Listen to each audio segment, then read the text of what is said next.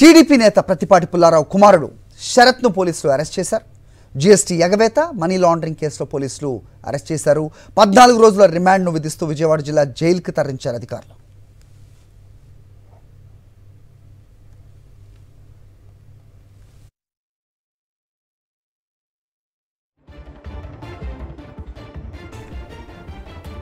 TDP నేత ప్రతిపాటి పుల్లారావు కుమారుడు శరత్ను పోలీసులు అరెస్ట్ చేశారు. జీఎస్టీ ఎగవేత, మనీ లాండరింగ్ కేసులో పోలీసులు అరెస్ట్ చేశారు. 14 రోజుల రిమాండ్ను విధిస్తూ విజయవాడ జిల్లా జైలుకు తరలించారు అధికారులు.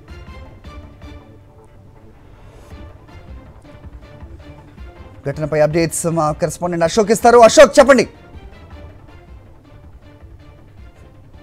వెలుగులోకి వచ్చింది.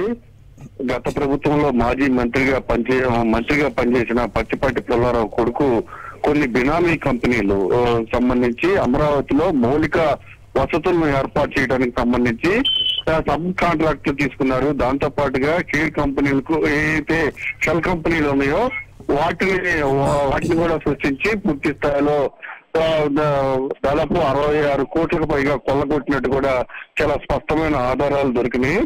పూర్తి స్థాయిలో దర్యాప్తు చేసిన తర్వాత DGGI తో పాటు రెవెన్యూ ఇంటెలిజెన్స్ పూర్తి స్థాయిలో దర్యాప్తు చేసిన తర్వాత పుల్లారావు కొడుకు శరత్ పైన కేసు నమోదు చేశారు. పూర్తి స్థాయిలో నమోదు చేసిన తర్వాత మాచవరం పోలీసులు కేసు రిజిస్టర్ చేసి రాత్రి న్యాయమూర్తి ముందుకు ప్రవేశపెట్టారు.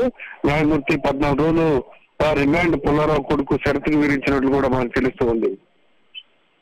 ఓకే అశోక్.